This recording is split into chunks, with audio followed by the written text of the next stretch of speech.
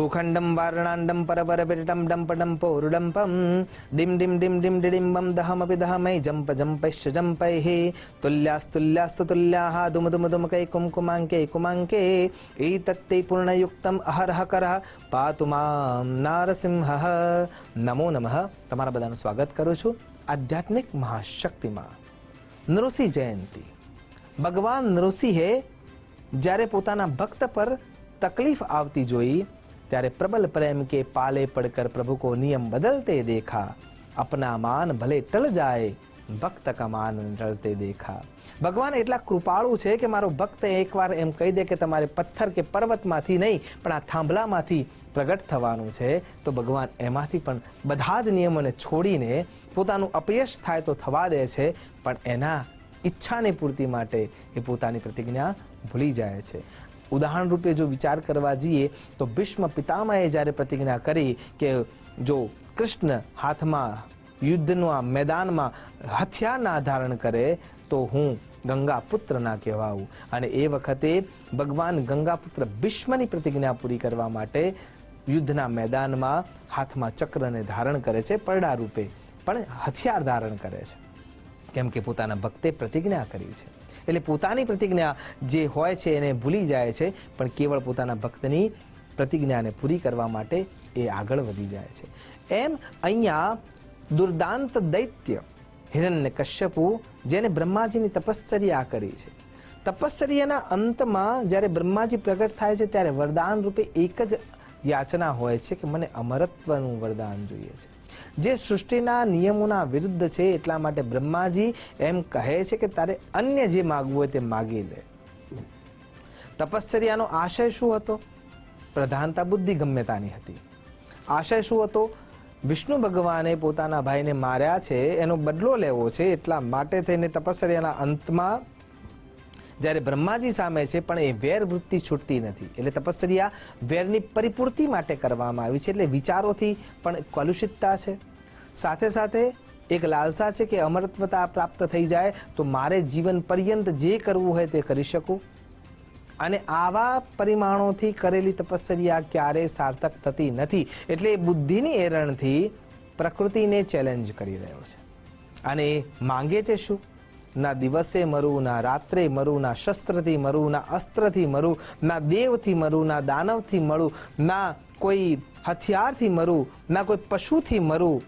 બ્રહ્માજીએ બનાવેલી સૃષ્ટિમાંથી જે ઉત્પન્ન થયું છે ને જે થવાનું છે એનાથી ક્યારે હું ના મરું. ના ઘરની અંદર મરું, ના ઘરની બહાર મરું, ના જળમાં મરું, ના થળમાં મરું. એને જેટલું યાદ આવતું હતું એ બધું જ એને માંગી લીધું. બ્રહ્માજીએ તથાસ્તુ કહ્યું. અને જ્યારે એમ વિચાર આવી જાય છે કે હવે મારા જેવું કોઈ છે જ નહીં, એટલે શક્તિ જે મળી છે એ સહન થતી નથી, અને તરત એ પાપના રૂપમાં પરિવર્તિત થવા લાગે છે. અને બદલો લેવાની ભાવનાથી જે તપશ્ચર્યાનું પરિપાક નહોતું, પણ છતાં એ એવું સમજી બેસે છે હિરણ્યકશ્યપુ, અને એટલા માટે થઈને ચારે બાજુ ત્રાહી ત્રાહી મચાવે છે. પણ સમજો, જેનું કેન્દ્ર ખરાબ છે એની પાછળની ક્રિયા પણ ખરાબ થવાની છે, અને એનો નાશ કરવા માટે જ્યારે કોઈ જગ્યાએથી કોઈ એને પહોંચી ના શકે ત્યારે એનું પેટ એને પહોંચે છે. અને એના ઘરમાં ભક્ત શિરોમણી પ્રહલાદનો જન્મ થાય છે.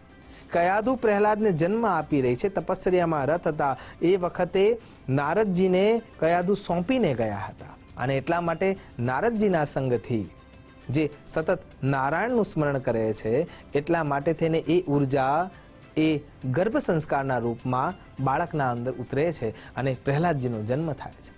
પ્રહલાદજી જ્યારે શિક્ષણ મેળવવા માટે જઈ રહ્યા છે એ વખતે શુક્રાચાર્યના જે બે સંતાનો છે એ સંતાનો એમને શિક્ષણ આપી રહ્યા હોય છે, પણ પ્રહલાદજીનું ભજન એટલું પ્રબળ થઈ ગયું છે કે જો એમને સ્પર્શ કરવામાં આવે તો એ સંતાનોને સ્પર્શ સાથે તમામ જે દૈત્ય સંતાનો છે એ બધા જ એ ભક્તિના રંગમાં રંગાઈ જાય છે.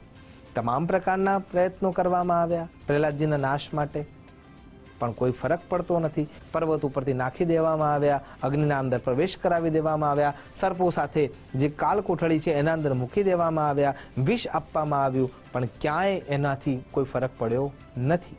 કેવળ ભક્તિ સ્થિર થઈ ગઈ છે. અને આ બધા પ્રયોગોના કારણે થઈને ભક્તિમાં પ્રબળતા આવવા લાગે છે, કેમ કે દરેક જગ્યાએ અબાલ બચાવ થવા લાગ્યો છે. અને એટલા માટે થઈને પ્રહલાદજી હવે વિચાર કરતા થઈ ગયા છે, પોતાના પિતાને પણ બોધિત કરવા માટે તૈયાર છે કે આ સૂર્યને તમે ચલાવી નથી રહ્યા, આ જીવાત્માઓને તમે સાચવી નથી રહ્યા, તો તમે બ્રહ્મ ક્યાંથી છો? આપણે તો બ્રહ્મ સુધી પહોંચવાનું છે. પણ આ વાત સાંભળતા જ એને ક્રોધ આવે છે, હાથમાં ગદા લઈને એને પકડીને લઈને આવે છે, પ્રહલાદજીને ઘસડીને ખૂણામાં નાખે છે અને એમ કહે છે કે તારો ભગવાન જો બધે જ હોય તો શું આ થાંભલામાં પણ છે? અને એ વખતે પ્રહલાદજી એ ધગધગતા થાંભલાને જોઈને એના ઉપર કીડી ચડી રહી છે અને એમ કહે છે કે હા, આ થાંભલામાં પણ મારા ભગવાન છે. અને એ વખતે જ્યારે હિરણ્યકશ્યપુ એ થાંભલા ઉપર પ્રહાર કરે છે, ભૃજંગમ પ્રલય રવરવમ પ્રજ્વલ જ્વાલમાલમ ખર્જર્જર ખર્જ દુર્જમ ખિકચ ખચ ખચિત ખર્જ દુર્જર જયંતમ ભૂભાગમ ભોગભાગમ ગગ ગગ ગગનમ ગર્દ્ર મદ્યુગ્રગંડમ સ્વચ્છમ પુચ્છમ સ્વગચ્છમ સ્વજન જનનુતઃ પાતુ મામ નારસિંહ. અને થાંભલો ચિરાય છે, થાંભલો ફાટે છે અને થાંભલો ફાટી એ તૂટી એમાંથી અર્ધરૂપે જે શરીર છે એ અર્ધરૂપે ભગવાનનું માનવ રૂપે છે, બ્રહ્માજીની સૃષ્ટિમાંથી એ ઉત્પન્ન થયેલું નથી. અને મુખ જે છે, હાથના નોર જે છે એ સિંહ સમાન છે અને ગર્જના સાથે ભગવાન પગલા માંડે છે. થાંભલામાંથી નરસિંહ ભગવાન પ્રગટ થાય છે અને એને સંધ્યા સમયે, જે સમયે ના દિવસ કહી શકાય ના રાત્રિ કહી શકાય, હથિયારોમાં પણ પોતાના નોર સાથે જે અસ્ત્ર પણ નથી, શસ્ત્ર પણ નથી, બ્રહ્માજીના આપેલા વચનના સંપૂર્ણ નિયમોને પાલિત કરી ભગવાન પોતાના જંઘા ઉપર એને મૂકે છે અને પોતાના નોર દ્વારા એનો સંહાર કરે છે. કહેવાનો અર્થ અહીંયા એ છે કે જ્યારે તમારી તપશ્ચર્યામાં બુદ્ધિ ગમ્યતા પ્રબળ થઈ ગઈ છે, સ્વાર્થ વૃત્તિ પ્રબળ થઈ ગઈ છે અને સાથે સાથે તમારા વિચારો સમાજના ઉદ્ધારણની જગ્યાએ વિનાશ માટેના છે, તો એનું પરિણામ આ રીતે જ મળશે. ભગવાનને તમે ગમે તેવા શબ્દો ભાંડી શકો છો, પણ એ માટે તમારી અવસ્થા એ આવી જોઈએ. એ નથી આવી શકી અને એમનેમ તમે બોલો છો. રાવણ જ્યારે ભગવાનના સામે ક્રોધ કરે છે, કંસ જ્યારે ભગવાનનો વિરોધ કરે છે, હિરણ્યકશ્યપુ જ્યારે ભગવાનનો નાશ કરવાનો વિચાર કરે છે, તો ભગવાન એનાથી વિચારતા નથી. પણ જ્યારે તમે પ્રબળતાથી એમના ભક્તો ઉપર પ્રહાર કરો છો, ત્યારે ભગવાન સાખી લેવા માટે તૈયાર નથી. આશા કરું છું ભગવાન શ્રીમન નારાયણની આરાધના કરવામાં આપણા મનના અંદરના વિકારો શાંત થાય અને ષડરિપુઓના નાશક ખરા અર્થમાં નરસિંહ રૂપે આપણને મળે અને ખરા અર્થમાં આપણે પણ ભક્ત પ્રહલાદની જેમ એમના ખોળામાં બેસીએ અને ભગવાન પોતાના શ્રી મુખેથી આપણનો સ્પર્શ કરે. અને એ વખતે ભગવાને પ્રહલાદજીને એમ કહ્યું હતું કે મને આવવામાં મોડું થઈ ગયું, માફ કરજે. જ્યારે ભગવાન ભક્તની માફી માગે, આ એકમાત્ર આવો પ્રસંગ છે કે જેનાથી ભગવાનના વિરાટ હૃદયની ખબર પડે છે. આશા છે કે ભગવાનની અભ્યર્થનામાં આપણે આપણા જીવનનું આહુત કાર્યમાં ખરા અર્થમાં અર્પણ કરીએ અને ખરા અર્થમાં બ્રહ્મત્વને પ્રાપ્ત કરી શકીએ. એ જ અભ્યર્થના સાથે નમસ્કાર. અસ્તુ સદા શિવોહમ. નમો નમઃ.